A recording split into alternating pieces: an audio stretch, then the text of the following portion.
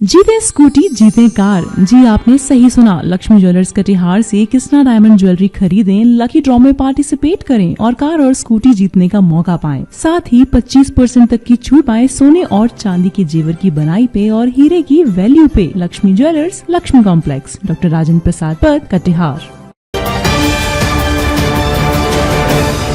सरकार चाहती है कि बिहार में भ्रष्टाचार खत्म हो, लेकिन सरकार से जुड़े कुछ तंत्र की कार्रवाइयों में पता चलता है कि सरकार के अंदर कितना भ्रष्टाचार भरा पड़ा है। और ऐसी ही एक तस्वीर कटिहार जिले के अहमदाबाद प्रखंड से आई है। आप जो तस्वीर अपने स्क्रीन पर देख रहे हैं, ये कटिहार जिले के अहमदाबाद प्रखंड सभागार में आयोजित पंचायत समिति की सामान्य बैठक की है, जहां एक और विकास योजनाओं और सरकारी कार्यों की समीक्षा की गई।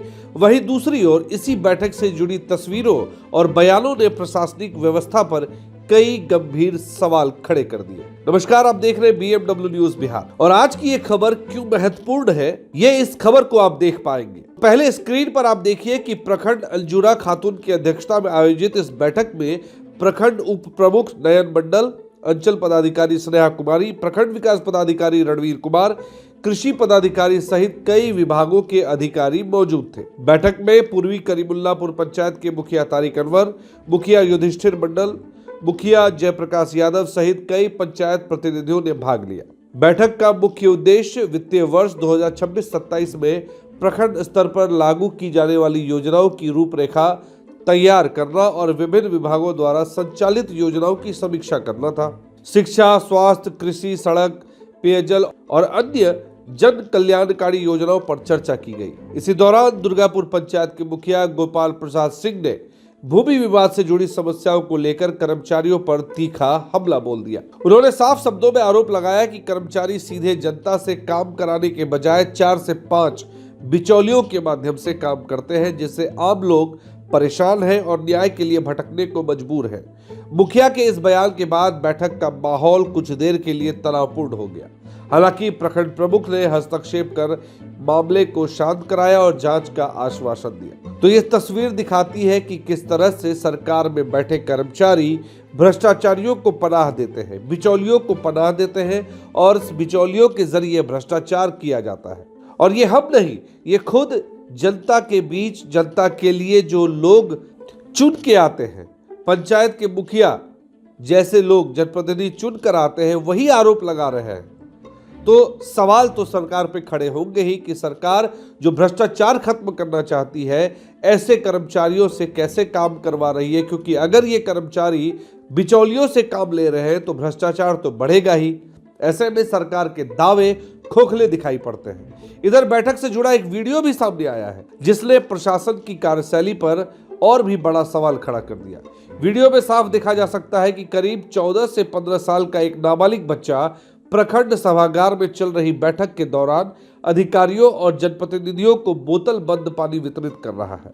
और ये सभी अधिकारी और जनप्रतिनिधि बड़े आराम से पानी की बोतल लेकर पानी पी रहे हैं, लेकिन किसी ने भी इस बात पर जरा भी एहतराम नहीं दिखाया कि जो बच्चा पानी वितरण कर रहा है वो नाबालिग है और नाबालिग से काम कराने को लेकर सरकार की कितनी बड़ी सख्ती है, ये आप और हम तो सभी जानते हैं। लेकिन सरकार तो सरकार है, सरकार के कर्मचारी, अधिकारी, पदाधिकारी सब एक जैसे हैं, तो कोई कैसे दूसरे पर आरोप लगाए, ये बात यहां पर आती है। एक तरफ सरकार बाल श्रम के खिलाफ सख्त कानून और जागरूकता अभियान चला रही है, वहीं दूसरी ओर सरकारी बैठक के बीच ही बाल श्रम जैसी तस्वीर सामने आना व्यवस्था की दोहरी नीति को उजागर करता है। अब आप क्या कहेंगे कि सरकार की मनोदशा खराब है या सरकार में बैठे अधिकारी पदाधिकारी की मनोदशा खराब है? सरकार पहले जनता को ठीक करेगी या पहले कर्मचारी और अधिकारी पदाधिकारी को ठीक करे? ये बड़ा सवाल है। तो होना ये चाहिए कि सरकार जनता को ठीक करने से पहले अपने जो कर्मचारी हैं, उन कर्मचारियों को, सरकार में बैठे अधिकारियों को, पदाधिकारियों को ठीक करे, फिर ये कानून इंप्लीमेंट करें जनता के ऊपर। अब सवाल यह है कि आखिर नाबालिग बच्चे से ये काम किसके निर्देश पर कराया गया? क्या मौजूद अधिकारियों को यह नजर नहीं आया? और जब कानून लागू करने वाले ही ऐसे दृश्य के गवाह बने तो आम जनता को क्या संदेश जाएगा?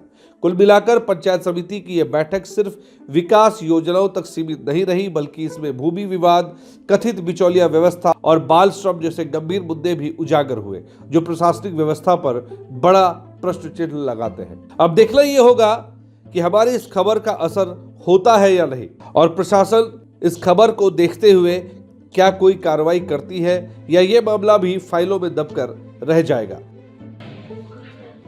बैठक नहीं होने से यहाँ का जो प्रशासन अस्त व्यस्त है और लोग यहाँ का पूछता नहीं कि बैठक क्या है। हम लोग निचला स्तर के बैठक के हम लोग अधिकारी हैं और जनप्रतिनिधि हैं। इसकी अध्यक्ष प्रमुख साहिबा होती है और प्रमुख साहिबा को इस प्रखंड में जो भी भ्रष्ट अधिकारी है उसके विरुद्ध लिखने की उनकी एक अलग अहम भूमिका है और उसके पीछे हम लोग उसका सहयोग रुके हैं। लेकिन किस कारणवश प्रमुख साहिबा बैठक नहीं बुलाती है, बहुत दुख मैं व्यक्त करता हूँ। अभी की स्थिति अंचल से लेकर प्रखंड तक, आरटीपीएस से लेकर पंचायत के जो कर्मी तक इतनी भ्रष्ट हो चुके हैं कि इसकी सुनने वाला कोई नहीं है। वीडियो साहब, आरटीपीएस में लोग जाता है आवेदन जमा करने, आई निवास करने के लिए, तो वहां पे 100 रुपया 50 लोग मांगता है। दुख होती है, हम लोग खुद जाने पड़ता है और कहने पड़ता है कि भाई सब क्या है, तो हम लोग का लाज शर्म करके लोग विचारों कर देता है, जाने के बाद फिर वही रवैया रहता है। ये बहुत चिंताजनक की बात है। सरकार हमारी एक तरफ है, हम लोग सरकार के अंग हैं। सरकार कहती है कि सुशासन स्थापित करेगी। सुशासन के लिए सरकार पूरा कमिश्नरी पर बैठक बुला ली, लेकिन अभी देखिए एक कब तक कर्मचारी लोग जो होते हैं, जो रसीद काटते हैं, राजस्व कर्मचारी, हमारे यहाँ दुर्गापुर कर्मचारी हैं, आए नहीं आए पता नहीं, उनके साथ 5 से लेकर 7 दलाल रहता है और वही तय करता है किसको मोशन होना है, किसको नहीं होना है, किसको नाम कहाँ जाना है, नहीं जाना है। मैं आपको अध्यक्ष माध्यम के माध्यम से मैं कहना चाहूंगा कि कर्मचारी पंचायत में जाकर क्यों नहीं बैठते हैं, पंचायत में जाकर उनकी समाधान कामों क्यों नहीं होती है, जबकि सरकार कहती है कि प्रत्येक कर्मचारी को पंचायत में जाना है। अगर एक कर्मचारी के पास 3 पंचायत है तो एक दिन एक कर्मचारी को 2 दिन मिलता है पंचायत में जाने की समय, 6 दिन का सप्ताह होती है। लेकिन एक भी कर्मचारी को पंचायत जाकर किसी मुखिया से बात नहीं होती है, किसी मुखिया से, किसी जनप्रतिनिधि से, किसी वार्ड मेंबर नहीं, गैर लोगों से बात होती है। 5-6 लोग उसको चमचर होते हैं, चाय पिलाने वाले, उनको बात सुनी जाती है, लेकिन बैठक नहीं होती है। हम लोग कुछ कर नहीं पाते हैं, ना कुछ सुना पाते हैं।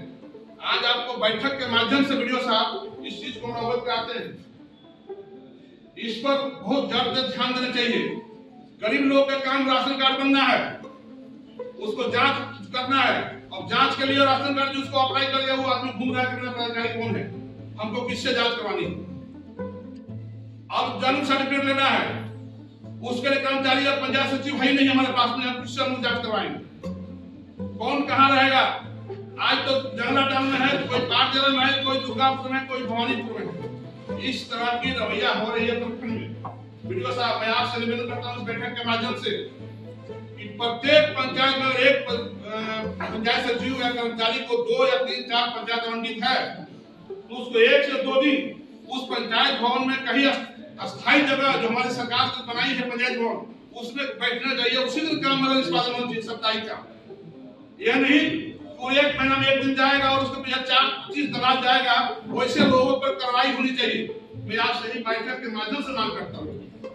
और मैं सीओ साहब जानना चाहता हूँ कि सीओ साहब, हमारे पंचायत दुर्गापुर में जो चचरी का पुल बना नदी पर, किसके आदेश से बना है और उसका क्या रूपरेखा है और उसकी मार्गदर्शन क्या है, उसको हमको जानकारी उपलब्ध करने की कृपा की जाए। वो नदी में बांस के चतरी बन के वो कर्मचारी लूट रहा है, उसके नाम पे बनवस्त है, वो किसके नाम पे बनवस्त है और कौन उसको बनाया चतरी पुल, मैं आपसे जानना चाहता हूँ।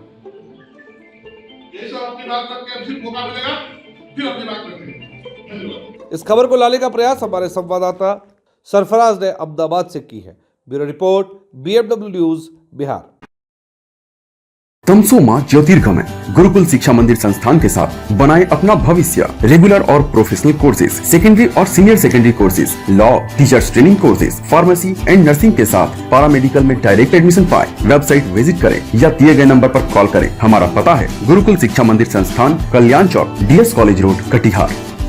हमारा वीडियो अगर आपको अच्छा लगा हो तो आप हमारे वीडियो को लाइक करें, शेयर करें और हमारे चैनल को सब्सक्राइब जरूर करें।